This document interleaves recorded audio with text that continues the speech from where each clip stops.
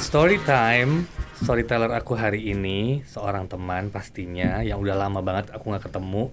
Saking kangennya aku telepon, aku ngajak podcast langsung jawabannya iya. Appreciated banget sih. Siapakah dia? Indra Bruggman. Hai Cacu. Hai juga, masih manggil aku Cacu ya. Cacu, harus Cacu gitu. Thank Itu kan you panggilan for today. kesayangan. Amin. Sama-sama, terima kasih banyak udah masih inget.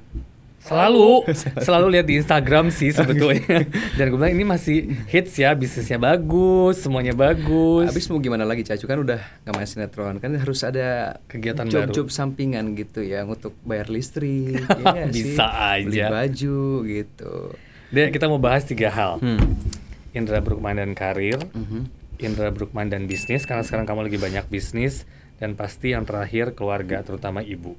Mungkin kita awal dengan karir ya, Dek. Kamu kan saya tahu datang dari Tasik. Awal tuh tahun berapa ya? Dulu itu ke Jakarta tahun 97. 97. Casting di Salah satu salah PH. satu PH, terus dapat peran yang Jini itu. Udah deh tuh sampai sekarang. Awalnya emang pengen masuk dunia entertain atau emang secara kebetulan? Sebenarnya nggak pernah terpikirkan dulu untuk masuk dunia entertain ya. Masuk dunia entertain itu dimulai masuk perlombaan model dulu. Itu pun karena tiba-tiba teman SMP itu ngajak, SMP apa SD ya? SD kayaknya. Kelas 6 tuh ngajak perlombaan di sebuah mall, dan nggak tahu kenapa tiba-tiba langsung mengiyakan. Padahal pada saat itu kan gue bukan tipikal orang yang berani untuk tampil gitu, cenderung untuk minder orangnya. Tapi kenapa itu pada saat itu mau, terus akhirnya ikutan, juara 1, ya udah jadi ketagihan gitu. Akhirnya tahun 95 ikutan perlombaan di sebuah majalah remaja. Iya. Tahun 97 ya casting itu. Iya, tahun 97 saya belum masuk ke dunia entertain sih. Saya Berarti udah lihat di duluan ya. saya lihat kamu di TV, udah pasti itu Jangan sih. bilang waktu itu kamu masih SD.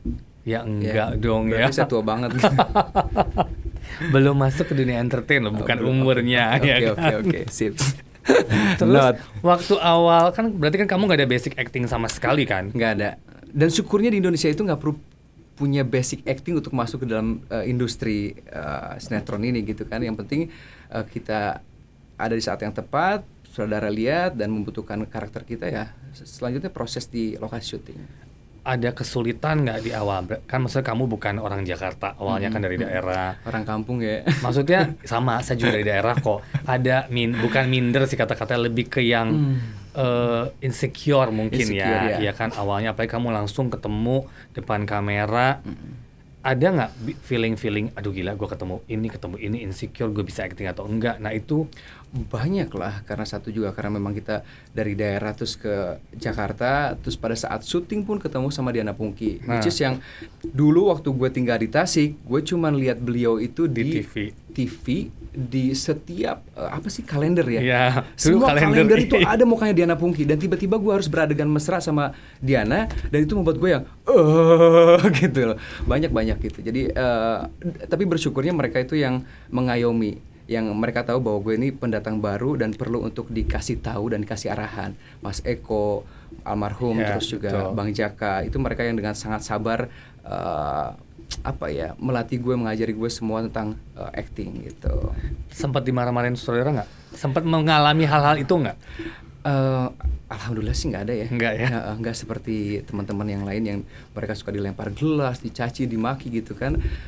Bersyukur gue masuk ke dalam dunia entertain ini, dunia syuting ini dengan cara yang boleh dibilang gampang. Pada saat pertama kali casting langsung dapat peran itu, ketemu dengan orang-orang yang baik pula. Berarti langsung main talent ya? Langsung main talent. Wow, itu bersyukur sih.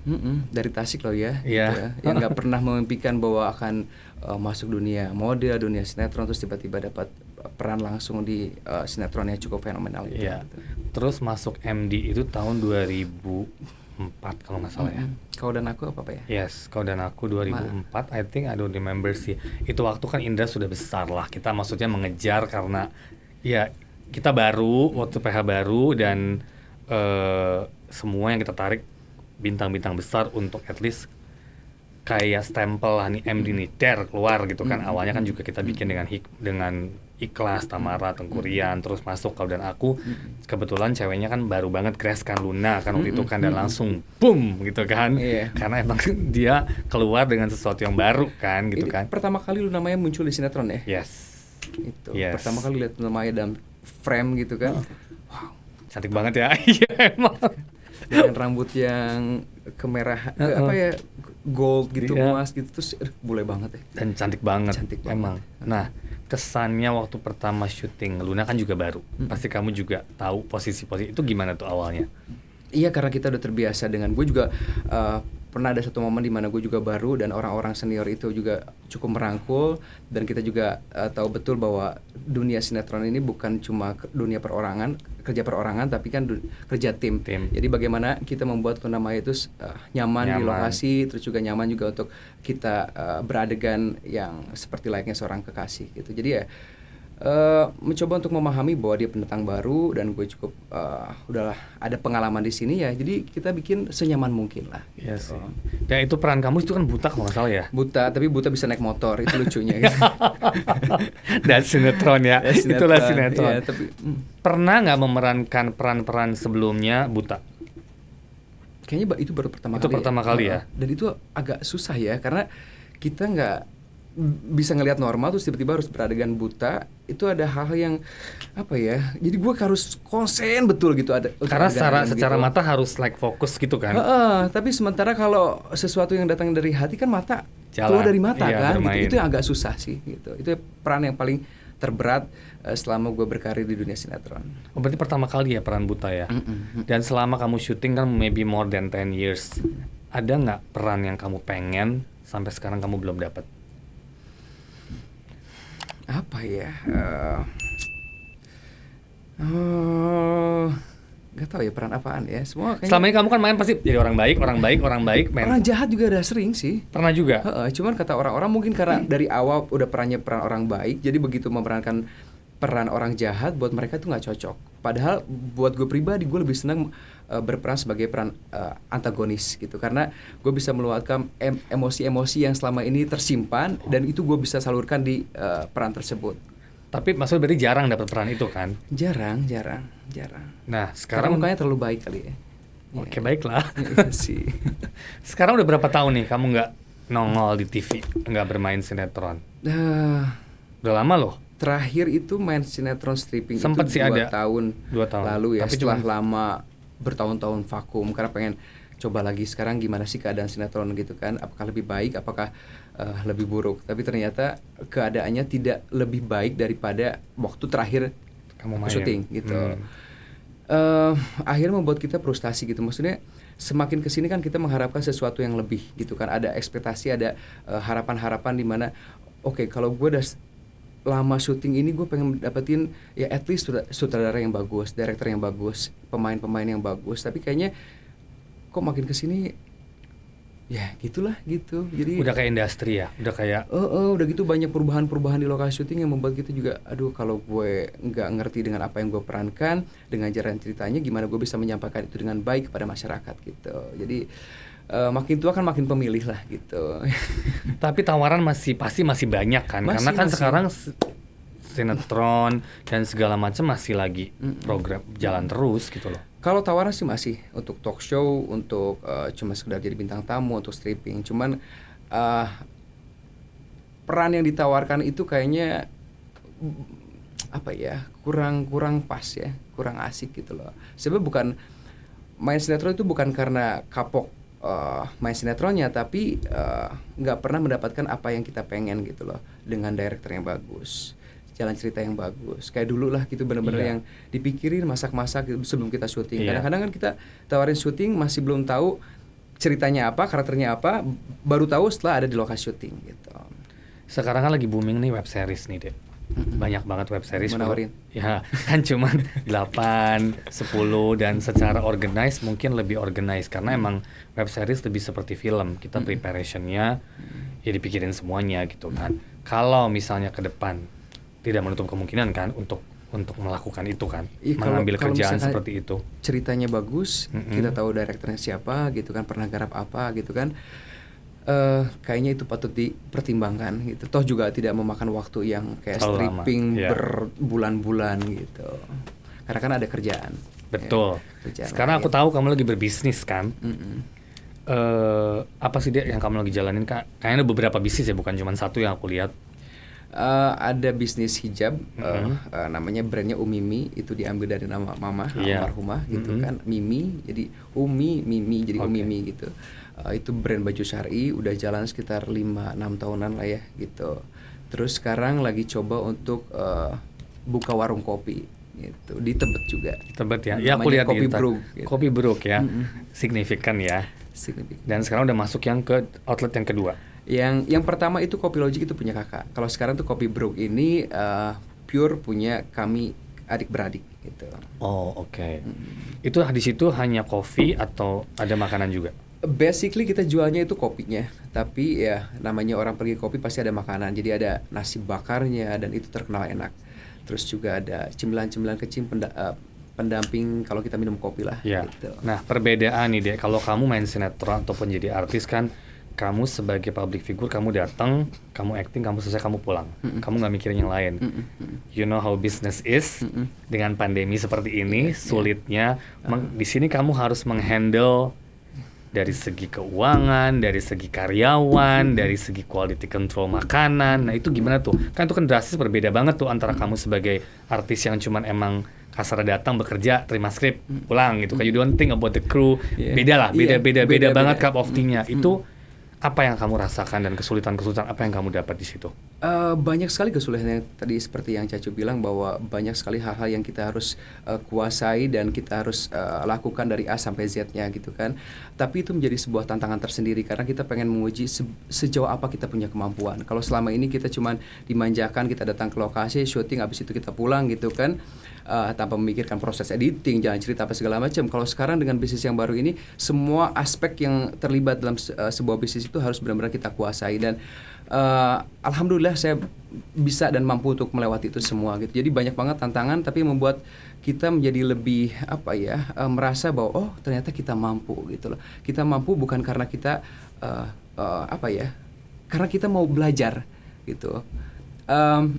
Banyak kalau saya tuh tipikal orang yang suka dengan punya kontrol, walaupun lebih ribet prosesnya, tapi at least I have my own control gitu loh. Jadi di bisnis itu saya dapetin kontrol yang saya mau, karena saya berkuasa atas semuanya. Kalau di syuting memang enak, tapi kadang-kadang kan kita harus ngikutin semuanya, director, ya karena kan, banyak aspek lah. Permintaan PH-nya apa segala macam yang membuat akhirnya kayaknya pengen punya bisnis yang kita punya kuasa atas semuanya gitu loh. Jadi nggak bisa diatur-atur. Saya memang tipikal orang yang susah untuk diatur sih, dan nggak mau diatur juga. Seberapa besar nama Indra Bruggman membantu di bisnis kamu ini? Sangat membantu. Sangat gitu. Membantu ya? Sangat membantu, apalagi untuk perkenalan sebuah produk baru. Tapi kan balik lagi, kalau kita berbisnis itu tidak bisa mengandalkan cuma sebuah nama yang dikenal orang, tapi produknya paling penting. Yes. Untuk pengenalan, ya nama saya mungkin cukup membantu untuk kita mengenalkan sebuah produk, tapi balik lagi pada kualitas yang kita tawarkan kepada konsumen, itu yang lebih penting. Ide pakai nama Coffee Brook dari kamu sendiri pastinya? Sebenarnya nggak, tanya mau copycat, cuman kok copycat perempuan banget gitu kan, copycat gitu. Ya udahlah, udah kan kakak sama adik gitu kan udah ngomong, udah pakai nama Brook aja, mereka bilang begitu. Jadi idenya dari mereka, bukan dari aku. Tapi signifikan sih jatuhnya. Dan tadi kamu bilang nasi bakarnya favorit ya, so berarti kita perlu coba tuh. Harus coba, kalau suka yang pedas-pedas apa segala macam tuh ada di situ. Nanti one day saya kesana. Masih cumi takut ayam harus dong. Masih takut keluar. Jangan takut, ini udah setahun loh dengan keadaan kayak setahun begini. Emang. Terus kamu juga sempat iseng-iseng bikin YouTube kan, Dek? Terus kenapa tuh nggak lanjut? Aku sempat lihat lucu sih, kayaknya kan kayak memory back with Jaka, with all that people kan. Iya, tadinya kan kita mau mengulang sebuah momen, tapi ternyata momen itu nggak bisa diulang 2 kali ya. Dan keduanya adalah ternyata membuat sebuah konten YouTube seperti itu tuh bukan hal yang gampang. Banyak hal yang harus kita pelajari. Yang ketiga yang paling penting adalah pada saat saya mengerjakan itu, mamah lagi sakit, sampai akhirnya membuat saya yang agak sedikit kurang telaten, kurang waktu untuk beliau, sampai beliau meninggal. Itu membuat saya saya stop gitu, karena buat saya itu jadi kayak nggak worth it gitu loh, melakukan sesuatu yang akhirnya membuat kita kehilangan seseorang yang kita sayangin gitu. Ya sih, karena kita butuh banyak waktu sih untuk itu, ternyata nggak segampang yang orang lihat. I feel that. Ya balik lagi sekarang ke sosok mamah mungkin ya, sama kita berdua udah ngobrol dari tadi. Ibu itu di mata Indra gimana? Luar biasa ya. Kita nggak bisa menemukan sebuah kalimat yang pas untuk menggambarkan kesempurnaan ibu di mata kita gitu kan. Kalau buat saya tuh ibu tuh ya segalanya gitu. Fans nomor 1, pendukung nomor 1 gitu, yang mengajarkan kita tentang semua hal yang kita tahu sampai kita bisa jadi seperti sekarang ini. Saya percaya bahwa saya bisa jadi seperti sekarang ini, sekuat ini gitu kan, karena doa dari beliau. Pasti, gitu. pasti. Jadi, begitu beliau nggak ada itu kayak dunia tuh runtuh gitu. Karena saya dalam proses berusaha untuk belajar untuk yakin bahwa beliau akan sembuh pada saat itu, karena cuman jatuh aja, nggak kena apa-apa gitu kan. Terus juga beliau masih juga ngobrol apa segala macam, yakin bahwa beliau itu akan sehat. Tapi ternyata Tuhan berkehendak lain gitu. Jadi ya kayak masih nggak percaya sampai sekarang pun gitu. Tapi ya udah takdirnya gitu ya. Ada penyesalan nggak apa yang kamu belum lakukan untuk ibu? Aku nggak mau lari ke arah sana ya, tapi banyak hal-hal kecil lah, kayak misalkan dengan keadaan pandemi begini, jadi kayak kita kemarin tuh ngurung diri kita punya problem yang sama gitu kan. Jadi kenapa gue nggak kalau gue tahu bahwa umur beliau itu akan sampai segini, gue pengen beliau itu menikmati masa tuanya tidak dengan di rumah aja, karena ketakutan kita, karena kasih sayang kita sama beliau akhirnya membuat kita ini yang terbaik buat lo, tapi gak belum boleh tentu kemana-mana ya, nggak boleh kemana-mana karena saking cintanya kita menurut pemikiran kita, perasaan kita kan. Jadi gue pengen tuh sebenarnya buat orang-orang di luar sana yang masih punya orang tua, punya diberikan kesempatan orang tua, jangan mentang-mentang karena pandemi begini, karena ketakutan kita, karena kasih sayang kita akhirnya membuat kita mendera ibu kita di rumah. Biarkan mereka itu hidup, menjalani hidupnya di masa tuanya senormal mungkin. Tugas kita sebagai seorang anak adalah tetap menjaga protokol kesehatan pastinya itu. Dan menghibur mereka bahwa ini semuanya akan baik-baik aja dan bukan sesuatu yang perlu kita takutkan gitu. Ya sih, kalau kamu bilang paranoid, saya juga hal yang sama. Saya juga ada ibu di rumah dan dimana sampai hari ini udah almost setahun lah ya, kita dari Maret tahun lalu, this is Maret almost dan April, Mama juga nggak pernah keluar, dan tadi kita sudah ngobrol panjang sebelum podcast ini, dan aku terbuka juga pikiran di mana bahwa bener juga apa yang kamu ngomong gitu, maksudnya kita terlalu mengurung diri dia, dia mungkin senang-senang aja di rumah, tapi kita kan nggak tahu hati dia. Itu dia. Kan, sometimes mungkin dia juga jenuh, kita manusia, kita aja jenuh, kita udah kerja pulang, apalagi saya yang bener-bener never go anywhere gitu, itu aja aku jenuh gitu ya. Gila, aku nggak bisa ke mall, nggak bisa kemana-mana, nggak bisa duduk sama teman-teman kayak dulu, nggak bisa ngumpul, karena terlalu banyak unsur ketakutan yang ada dalam diri kita yang mungkin harus sedikit kita break ya. Iya, karena ya itu tadi, karena mungkin kasih sayang kita terlalu besar, akhirnya kita kita melakukan apa yang menurut kita baik, padahal belum tentu baik buat orang tua. Betul. Ya kan, mungkin mereka pengen berontak, pengen ngomong, tapi mungkin ada rasa sungkan pada kita sebagai anaknya gitu kan. Jadi saya cuma pengen berpesan sama orang-orang di luar sana yang masih punya orang tua, biarkan mereka menikmati masa tuanya gitu loh. Tugas kita adalah, Mama mau kemana, ayo kita anterin, tapi tetap jaga protokol kesehatan, jangan dilarang-larang. Karena kan orang tua itu berpikirannya, umur gue berapa tahun lagi sih gitu kan, kita nggak pernah tahu ya. Gitu. Ya syukur-syukur kita diberikan kesempatan untuk tinggal bersama beliau ini lebih lama, tapi kan kita nggak pernah tahu. Jadi biarkan mereka menikmati masa tuanya dengan seindah mungkin. Tugas kita sebagai seorang anak itu yaitu itu untuk sekarang ini. Setuju sih. Ini suatu masukan banget buat aku sih terutama, karena selama ini itu aku tadi bilang cannot go anywhere. Gila sih, maksudnya makanya punya planning sih ke depan aku akan ajak jalan-jalan, karena emang kita semua stuck sih sebetulnya. Stuck banget, tapi ya nggak menyesali semua ini ya, kita bersyukur, tetap bersyukur kita masih ada kesehatan ya. Cuman emang balik lagi tetap kita harus jaga sih. Harus jaga. Mungkin pesan dan kesan Indra untuk ya tadi udah kamu sampaikan sedikit kepada pemirsa yang nanti kita nonton kita ini untuk lebih gimana? Iya, kalau keadaan kayak begini, tugas kita sebagai seorang anak adalah bagaimana kita meyakinkan orang tua kita agar mereka bisa menjalani hidup dengan seindah mungkin, seolah-olah ini pandemi tidak ada. Tapi tetap jangan lupa dengan protokol kesehatan, bahwa virus ini tetap ada, tapi jangan sampai mereka terdoktrin menjadi sebuah ketakutan yang akhirnya mereka tidak bisa menjalani hidup ini dengan sukacita, dengan gembira gitu. Kita penuh dengan stres ya soalnya ya. Jangan justru biarkan stres orang itu tua yang kita membuat kita lebih turun imunnya ya. Iya. Emang sih parah sih. Nggak usah terlalu dipikirin lah hal kayak begitu ya. Maksudnya kalaupun toh pada akhirnya kita akan kena, itu sudah takdir gitu. Tidak ada juga yang menjamin bahwa lu memakai masker seharian pergi kemana-mana lu tidak terkena. Kalau memang sudah waktunya lu terkena, lu akan terkena. Tapi bukan berarti juga lu sembarangan nggak pakai masker lu pergi kemana-mana gitu loh. Oke, thank you so much Indra. Sama-sama. Thank you for your share, your thoughts. Aku terbuka banget banyak nih terutama soal ibu. Definitely that helps a lot. Thank you so much. Thank you everyone. Jangan lupa like, comment, and subscribe with Indra Bruggman. Definitely the one and only. Thank you. Thank you, Cacu.